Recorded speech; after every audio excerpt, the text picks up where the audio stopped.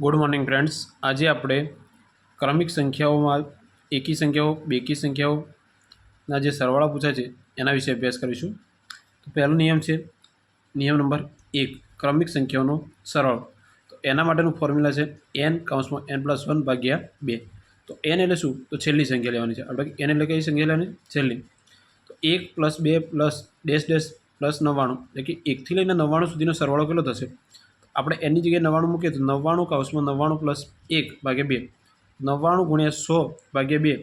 તો એનું સાદુરૂપ આપીએ જવાબ મળશે 4950।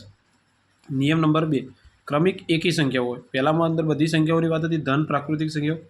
અહીંયા હવે વાત છે એકી સંખ્યાઓ। તો એકી સંખ્યા માટેનો ફોર્મ્યુલા છે n+1/2 એનો કૌંસ સ્ક્વેર। તો અહીંયા આપણે સંખ્યાઓ લીધી છે 1 + 3 + 5, છેલ્લી સંખ્યા એકીમાં છે 99।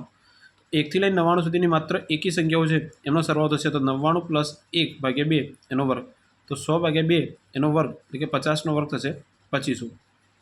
પછી આવે છે ક્રમિક બેકી સંખ્યાનો સરવાળો। તો ક્રમિક બેકી સંખ્યાઓના સરવાળા માટેનું સૂત્ર છે n/2 કૌંસમાં n/2 + 1।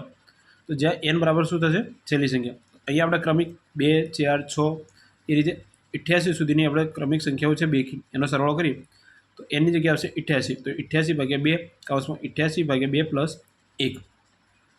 તો જેનું સાદુરૂપ આપીએ અહીંયા તો 44 થશે અને અહીંયા થશે 45। તો 1980। આ બે ક્રમિક બેકી સંખ્યા હોય એના માટે તમારે ખાલી એટલો જ ફોર્મ્યુલા યાદ રાખવાનું કે 2, 4, 6 અને 88 સુધી હોય તો 88ના અડધા થશે 44।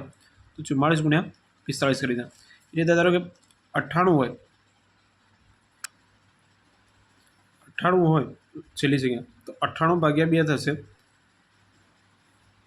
અહીંયા 98/2 + 1 એટલે અહીંયા તમારો 49 × 50નો ગુણાકાર થશે। અહીંયા સંખ્યા આપેલી છે 2 + 4 + 6 તો 66 સુધી, 66ના અડધા થશે 33 અને એના પછીની સંખ્યા આવે 34, તો 33 × 34 એ એનો જવાબ આવી જશે। હવે આવે છે ક્રમિક વર્ગવાળી સંખ્યાના સરવાળા। તો એના માટેનો ફોર્મ્યુલા છે n(n+1) 2n+1/6। 1નો વર્ગ + 2નો વર્ગ 3નો વર્ગ આ રીતે 60ના વર્ગ સુધીનું છે। તો n બરાબર છેલ્લી સંખ્યા 60 છે। તો 60 + 1 કૌંસમાં 2 × 60 + 1। તો એનું આપણે સાદુરૂપ આપીએ તો છેલ્લે આપણને જવાબ મળશે 73810। હવે છે ક્રમિક ઘનવાળી સંખ્યાના સરવાળા। તો એનું ફોર્મ્યુલા છે n² કૌંસમાં n+1 એનો વર્ગ ભાગ્યા 4। 1નો ઘન, 2નો ઘન આ રીતે 27ના ઘન સુધી છે। તો n બરાબર આવશે 27। તો એની જગ્યાએ મૂકીએ 27, તો 27નો વર્ગ કૌંસમાં 27 + 1 એનો વર્ગ ભાગ્યા 4। જેનો આપણે સાદુરૂપ આપીએ તો ભાગાકાર થઈને મળશે જવાબ 1,42,884। તો આપણે જોઈએ હવે એના સૂત્રો। તો પહેલું સૂત્ર છે a + b એનો કૌંસ વર્ગ। તો એનો સાદુરૂપ થશે a² + 2ab + b²। પછી બીજું છે a - b², તો સેમ આવશે, ખાલી વચ્ચે 2ab અહીંયા પ્લસ હતા, અહીંયા શું આવી જશે? માઇનસ આવશે। બીજો ફોર્મ્યુલા જોઈએ a² - b², તો એનો સાદુરૂપ થશે a + b કૌંસમાં અને બીજા કૌંસમાં a - b।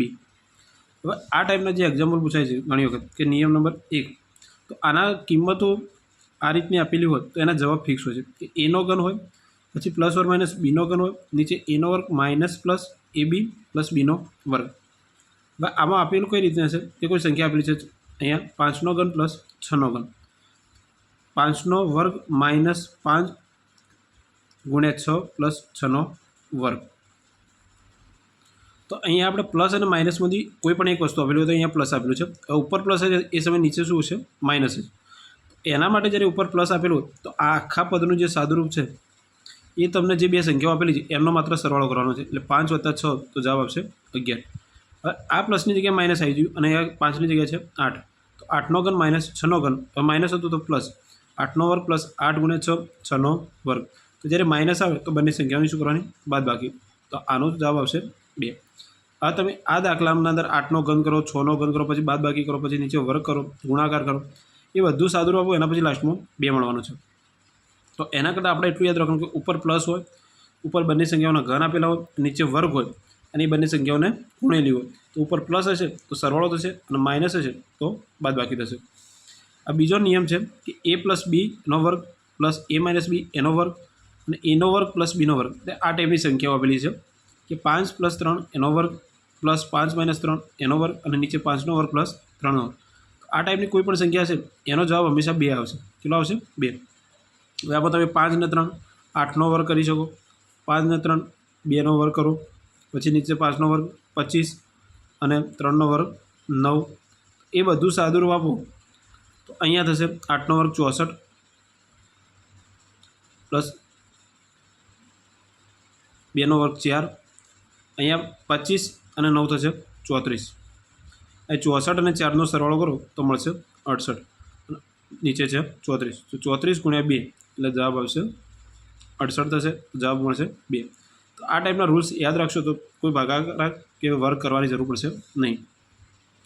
હવે અહીંયા જે નિયમ 2 હતો એની જગ્યાએ નિયમ 3. તો a પ્લસ બીનો વર્ગ માઇનસ a માઇનસ બીનો વર્ગ નીચે a ગુણ્યા b. અહીંયા પ્લસ છે તો નીચે એનો વર્ગ પ્લસ બીનો વર્ગ છે. અહીંયા માઇનસ છે તો a ગુણ્યા b. તો આના જવાબ હંમેશા કેટલા આવશે? 4 આવશે. આ ટાઈપે છે તો 5 પ્લસ 3નો વર્ગ માઇનસ 5 માઇનસ 3નો વર્ગ નીચે 5 ગુણ્યા 3. તો આ ટાઈપનું ફોર્મ્યુલામાં જ્યારે કોઈ સંખ્યા આપેલી હોય તો એનો જવાબ તો કેટલો પડશે? 4. અહીંયા આપણે જોઈએ 5 ને 3 8, 8નો વર્ગ થશે 64 માઇનસ 5 ને 3 5માંથી 3 જશે તો 2, 2નો વર્ગ થશે 4 અને છે 5 ગુણ્યા 3 થશે 15. 64માંથી 4 જશે તો 60 અને નીચે 15. 15 ગુણ્યા 4 60 જવાબ આવશે 4. તો આ ટાઈપના ફોર્મ્યુલા તમે યાદ રાખશો તો ડાયરેક્ટ તમે જવાબ ગણ્યા વગર પણ મૂકી શકશો.